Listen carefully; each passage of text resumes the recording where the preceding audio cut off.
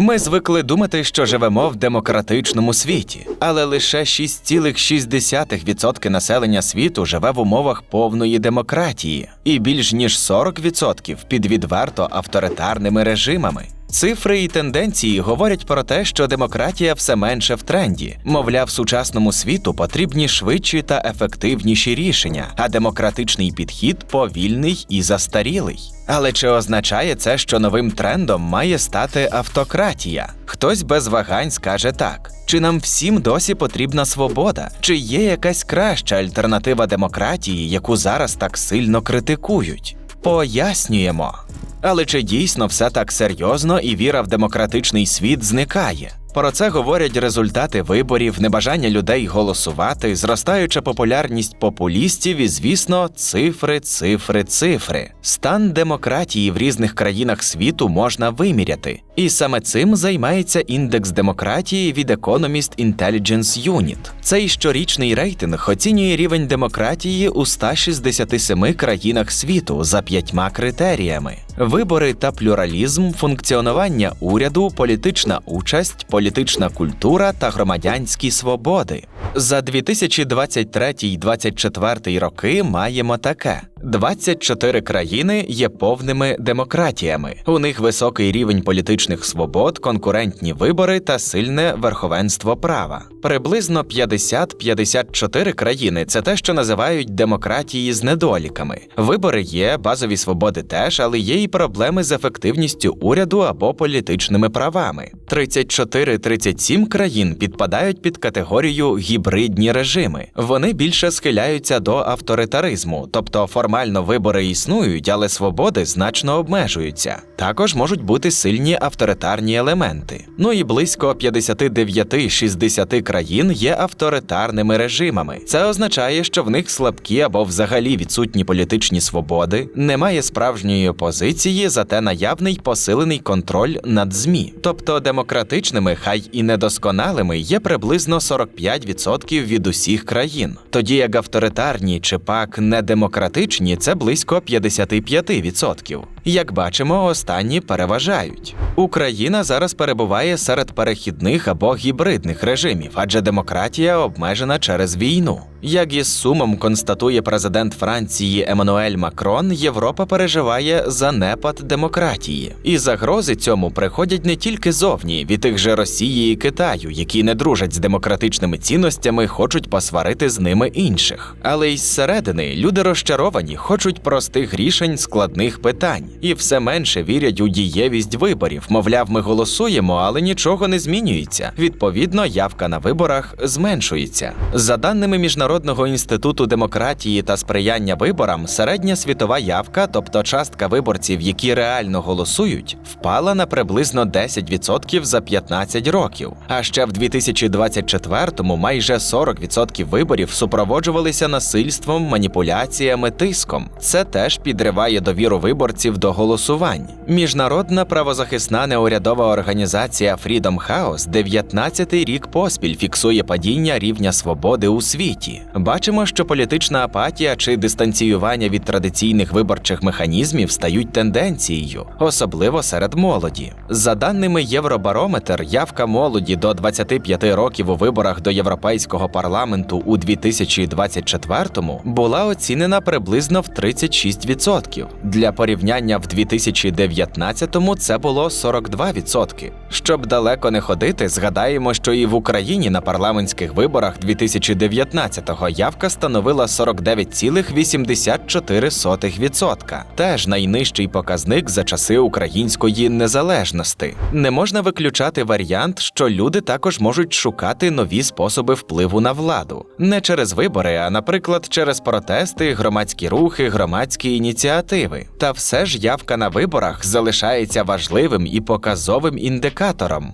Але в який момент демократія перестала бути гарантією стабільності, економічного зростання, прав та свобод? Усім тим, чим вона стала на Заході після завершення Другої світової війни. Варто зупинитись на кількох конкретних подіях. Перша – це інтервенція США до Іраку у 2003-му. Збройні сили міжнародної коаліції під проводом Збройних сил США та Великої Британії вторглись в Ірак з метою повалення режиму Саддама Хусейна. Офіційною причиною війни оголосили наявність в Іраку зброї масового ураження. Це підірвало довіру до Америки і демократичної моделі загалом. Вторгнення частково обґрунтували поширенням свободи. Таким чином, саме поняття демократії отримало зв'язок з військовим насильством та іноземною окупацією. Не дивно, що потім люди були не в захваті. Мовляв, якщо демократія означає це, то хто ж цього захоче? Громадяни західних країн відчули недовіру до власних урядів, зокрема через те, що було так і незрозуміло, чи була в Іраку зброя масового знищення. А це ж нібито була головна причина війни. З цього невдоволення і недовіри поступово проростав популізм та розкол у суспільствах. Зараз, як бачимо, це стало ще більш актуальним. Хаос і громадянська війна в Іраку дозволили авторитарним режимам стверджувати, що стабільність під жорстким контролем краща за так званий демократичний хаос. Війна також посилила вплив Ірану та радикальних угруповань. З'явився той же ІДІЛ.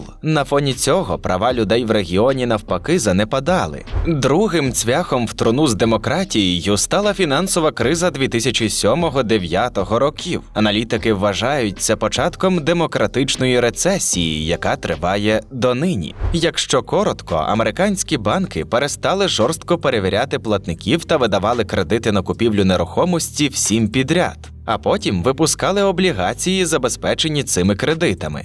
Була ілюзія, що ці папери надійні, позичальники платоспроможні, а ринок нерухомості благополучний. Коли ця бульбашка лопнула, збанкрутували відомі банки, страхові та іпотечні компанії, а разом із ними їхні клієнти. Виявилося, що демократичні уряди не можуть ефективно контролювати ринки та гарантувати добробут. Порятунок великих банків за рахунок бюджетних коштів, поки звичайні громадяни потерпають, створив відчуття несправедливості. Люди хотіли, щоб хтось вирішував проблеми інакше. Не дивно, що популістські рухи активізувались. Вони пропонували прості рішення складних проблем, а ще звинувачували в усіх бідах корумповані еліти, іммігрантів або глобалізацію. Стрімкий зліт партії радикального спрямування в Європі та США спостерігається саме після 2008-го. На цьому ж фоні авторитарні режими, зокрема Китай і Росія, просували ідею, що їхня модель управління більш стабільна та ефективна, ніж хаотична західна демократія. Хоча світова економіка згодом відновилась, розрив між багатими та бідними лише збільшився, а нерівність знижує соціальну солідарність і робить виборців більш вразливими до маніпуляцій. Усе це призводить до демократичного відкату. Ну і зараз світ все ще долає політичні наслідки тих подій. Розчарування в тому, як демократія справляється з викликами, лише зростає. Розвиток соціальних мереж теж не покращує ситуацію. Суспільства стають ще більше поляризованими.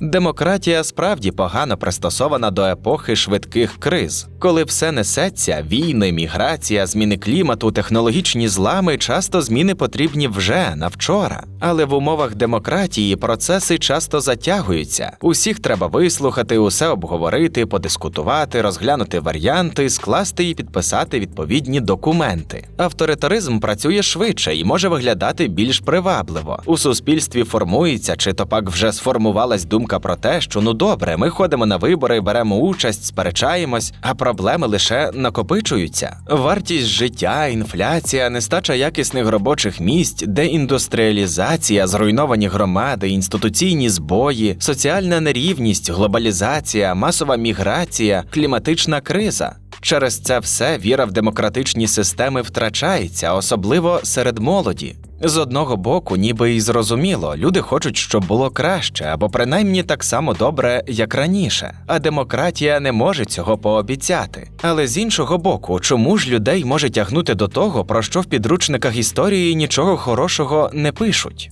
Цей момент нам трохи пояснює правозахисниця і нобелівська лауреатка Олександра Матвійчук. Люди, які живуть в країнах з розвиненою демократією, вони успадкували цю демократію від своїх батьків. Тобто вони стали споживачами демократії. Вони ж ніколи за це не боролися. За ці права, за ці свободи. Вони сприймають їх як даність. Власне, для них свобода – це про вибір між сирами в холодильнику. От у них це свобода. І коли ти так дивишся на демократію, то, звичайно, ти дуже легко обмінюєш це на щось інше. І ми бачимо на виборах в розвинених країнах починають все більше впевнено почуватися партії з авторитарним ухилом. Ще один мінус демократії в тому, що під її прикриттям можна отримати владу, а потім її узурпувати. Ось як відбулось в Сакартвелло. Наприкінці 2020-го парламент майже повністю утворений з представників грузинської мрії, пов'язаної з проросійським олігархом Іванішвілі, прийняв резолюцію, що інтеграція в ЄС та НАТО є пріоритетами Грузії. Але упродовж 22-23 років показники свободи слова, виборчих стандартів і інституційної незалежності знижувались. За даними Freedom House, в 2022-му рівень демократії був найнижчим за 10 років, а грузинська мрія поступово зміцнювала контроль над ключовими інститутами, судами, медіа та адміністраціями на місцях, що призвело до зростання авторитарних тенденцій. У таких умовах на парламентських виборах у 2024-му правляча партія знову здобула перемогу. Але опозиція і частина міжнародних спостерігачів заявили про численні порушення, що підірвало довіру до результатів. Почалися масові протести в Тбілісі та інших містах. Частина населення вимагала нових, чесних виборів. Влада відповідала силовими методами та репресіями проти демонстрантів і журналістів. У 2025-му в Грузії звільнили близько 700 держслужбовців, які підтримали проєвропейські протести. Як ми розуміємо, це рух в дуже небезпечному напрямку, хоч вибори формально і проводяться. Щось схоже відбувалось в Угорщині. Партія Фідес Віктора Орбана прийшла до влади як цілком прозахідна, демократична і через вибори. А далі підпорядкувала суди, взяла під контроль медіа, змінила виборчі правила під себе. Після демократичного сплеску у 2000-х в Туреччині владні структури поступово почали підтягуватись під прем'єра Реджепа Ердогана. Це посилилось після 2014-го, коли той став президентом. З того часу для країни стало нормою масові арешти після протестів, спроби перевороту, тиск на ЗМІ, знищення незалежності суддів. Між 2015-23 роками у Польщі правляча партія «Право і справедливість» атакувала суди, тиснула на медіа, конфліктувала з ЄС. Після виборів до парламенту у 23-му уряд очолив лідер громадянської платформи Дональд Туск. Таким чином, монополію ПІС вдалося подолати. Гілки влади в Польщі зараз врівноважені, але чи надовго? Ну і, звісно, поговоримо про те, що відбувається в США після другого пришестя Дональда Трампа. Там проводять вибори, двопартійна система працює, як і раніше. Конгрес та Сенат продовжують відігравати роль запобіжників суперечливих рішень президента. Судова гілка влади залишається незалежною. Опозиція має свої ЗМІ, у яких може критикувати дії Трампа. Хоча, наприклад, позови Трампа проти BBC чи закриття проєктів USAID виглядають дещо загрозливо. Але все-таки друге президентство Трампа свідчить про те, що серед американських виборців є масовий запит на персоналізовану, рішучу й антиінституційну владу. Таку, що знову зробить Америку великою. І це наближається до певної суспільної логіки, характерної для автократії. Тобто є лідер, який вирішує всі питання, без довгих дискусій і пошуку консенсусів. Мовляв, так швидше і ефективніше, ніж всі ці демократичні процедури. Так складається враження, що систему хтось контролює, хтось все може вирішити і при тому швидко. Але в цьому конкретному випадку сам Трамп – це не причина, а скоріше симптом. Він скористався суспільним розчаруванням, поляризацією в суспільстві. Це не голос за автократію і диктатуру. Це голос проти системи, яка більше не забезпечує відчуття справедливості і контролю. Саме тому зараз в різних країнах все більше прихильності отримують праві. Виборці втомлені від проблем і криз, ведуться на прості обіцянки, що буде так само добре, як було раніше. Той же ж Трамп йшов на вибори з гаслом «Зробимо Америку великою знову». «Make America Great Again» – МАГА. Це буквально те, що хочеться чути багатьом, що все знову буде класно. Together we will make America great again. Трамп акцентує на тому, що інтереси США на першому місці, а внутрішні негаразди залишились від демократів і особисто від Джо Байдена. Тут в одну купу змішується і вакцинація від ковіду, і права ЛГБТ плюс спільноти, і мігранти, і, звісно, $350 мільярдів для України. Число, яке досі не підтверджується. Зручно, коли можна постійно посилатись на попередників, замість того, щоб вирішувати проблеми.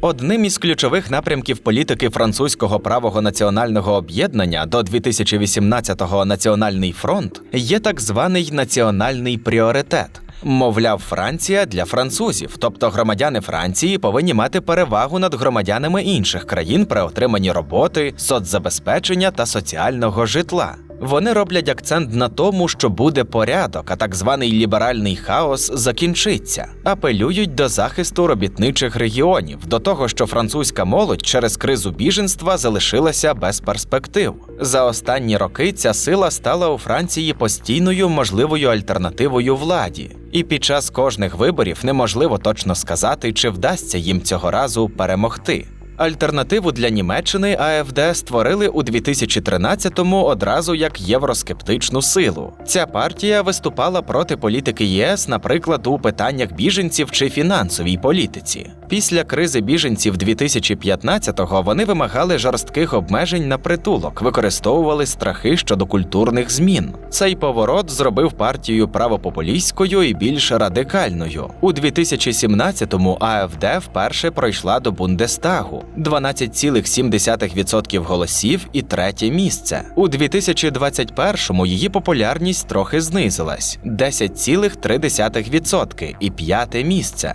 Але у 2025-му знову зросла до рекордних 20,8% і другого місця. У 2024-му АФД пропонувала вихід з ЄС, Паризької кліматичної угоди, Єврозони, закликала до посилення законів про аборти, припинення економічних санкцій проти Росії та повторного введення в експлуатацію російського газопроводу «Північний потік». Тобто так, ви правильно зрозуміли, на такому можна було заробити голосів. У листопаді 2025-го партію звинуватили в цілеспрямованому зловживанні парламентськими повноваженнями для збору та, ймовірно, передачі Росії секретної інформації про військові спроможності країни та стан критичної інфраструктури. Не будемо робити вигляд, що нас таке може здивувати.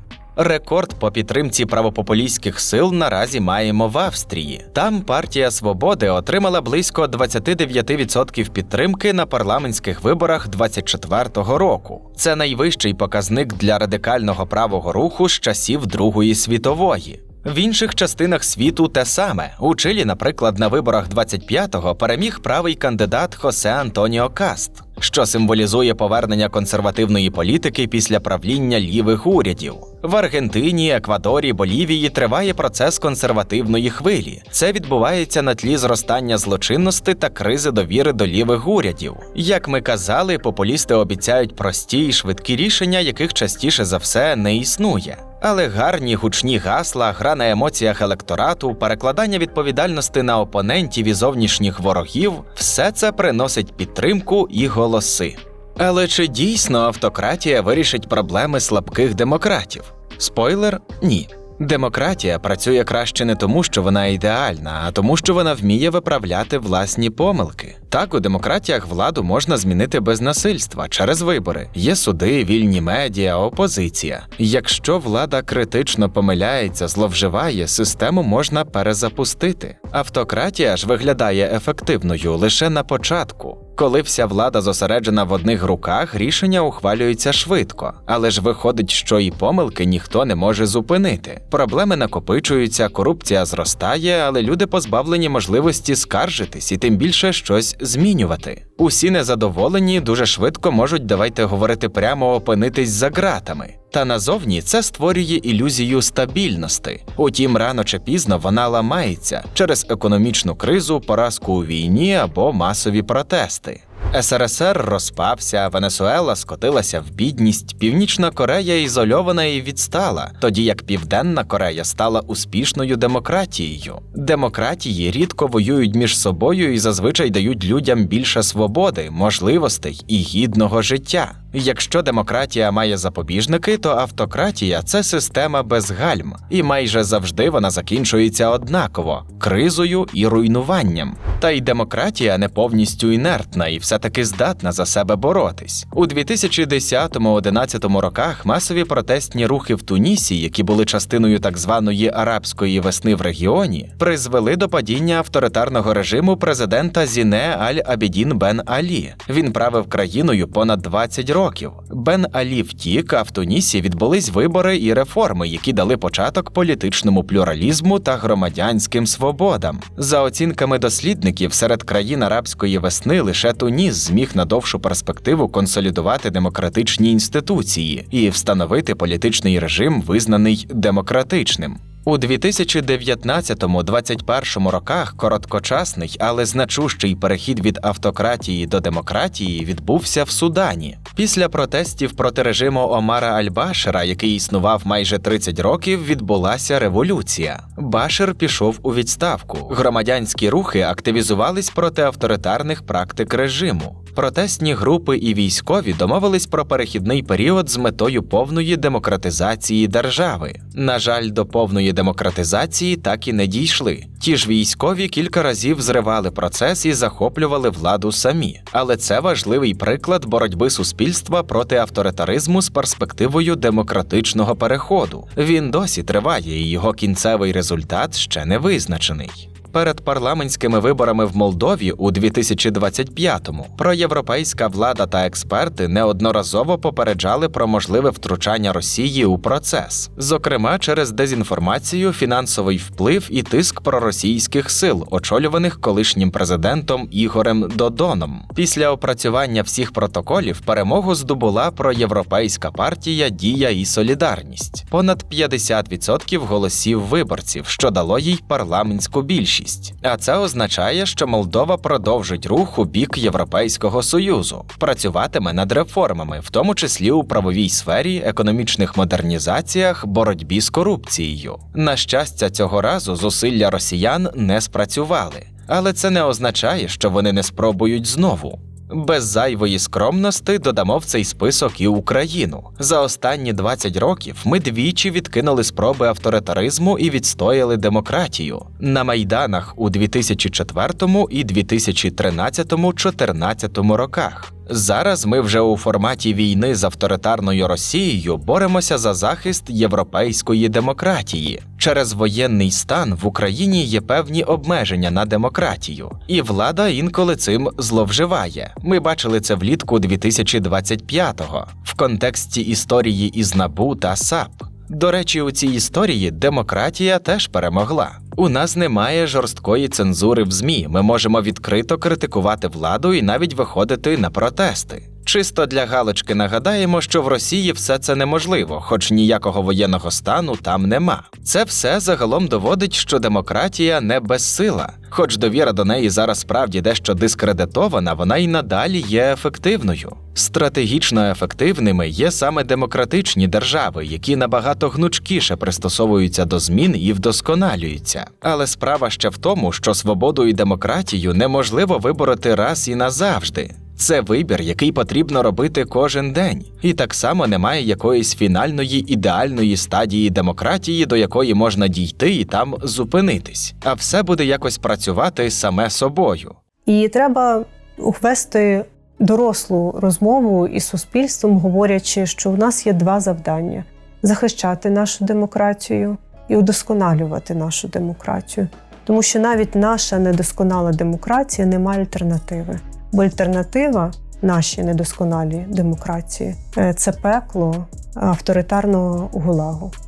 Здається, що цю тезу про боротьбу кожного дня зараз якнайкраще підтверджує і демонструє Україна. Ми буквально воюємо за демократію на полі бою. Але ця війна наклалась на вже існуючу кризу демократичної системи. Західна демократія в 2014-му фактично проковтнула російську окупацію Криму та частини Донбасу. А початок повномасштабного вторгнення у 2022-му сформував таке враження, що поки автократія, тобто Росія, демонструє швидкість ухвалення рішень, централізацію влади, мобілізацію ресурсів без внутрішніх обмежень, демократія, що називається, пасе задніх. Цивілізовані країни радяться, обговорюють, думають, дискутують, а Путін просто віддає накази. Так може закрастись думка, що в такій ситуації авторитаризм, тим паче в союзі з іншим авторитаризмом, це набагато ефективніше, особливо коли йде війна. Демократії на такому тлі виглядають повільними, внутрішньо розділеними, обережними, залежними від виборчих циклів і суспільної думки. Навіть зараз потрібно, щоб вступ України в ЄС одноголосно ухвалили усі 27 членів. А ми знаємо, що, наприклад, Угорщина буде проти, і невідомо, чи буде за Словаччина. Те саме стосується надання військової допомоги Україні західними державами. У США, навіть якщо президент за, як був Байден, потрібне рішення Конгресу. І навпаки, є більшість в обох палатах парламенту, треба і згода президента. Обмеження на постачання озброєнь, затримки рішень, постійні червоні лінії та інші моменти ззовні виглядають як страх і нерішучість. Всередині багатьох суспільств формується переконання, що демократії не здатні захищати власні цінності. Ну і авторитарні режими це активно експлуатують. Мовляв, демократії багато говорять про цінності, але не готові за них платити. Та, як ми вже сказали, усі авторитарні режими закінчують однаково. І попри недосконалість демократії, Росія не отримала швидку переможну спецоперацію. Завдяки тому, що західний світ хоч повільно і ще не до кінця та все ж таки мобілізувався навколо України, росіяни загрузли у виснажливій війні, яка, зокрема, руйнує їхню економіку. Звісно, якщо якимось чином Росії вдасться досягти успіху, це може надовго змінити розстановку сил у світі. Авторитарні тенденції посилюватимуться ще більше, адже тоді демократія реально програє. Поразка РФ означатиме, що за будь-яку авторитарну агресію доведеться платити високу ціну. А демократичні союзи – це те, що працює системно, довго, методично. А отже, демократія – це не про слабкість, а про витривалість, про довгу дистанцію. Ну а поки що західні лідери повинні чесно говорити зі своїми громадянами про те, що як раніше не буде. Але це не означає, що варто назавжди відмовитись від демократії і влаштувати собі автократичну теплу ванну, яка, втім, дуже швидко перестане такою бути. Там треба сказати людям чесно, що світовий порядок зруйновано, що хотілося б нічого не робити, лишатися в комфорті.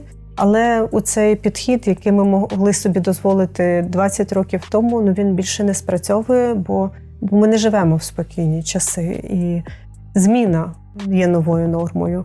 А нам лишається триматись за свій вектор євроінтеграції, бути амбітними і, як це часто доводиться робити українцям, стрибати вище власної голови. Що не вперше ми робимо в історії, то ми досягнемо нашої історичної цілі, ми зможемо повернутися до європейського цивілізаційного простору. Якою б не ідеальною демократія не була, але якщо вона дає свободу, нам варто знову і знову її обирати. А може і покращувати. Знаєте, ми, українці, завжди щось придумаємо.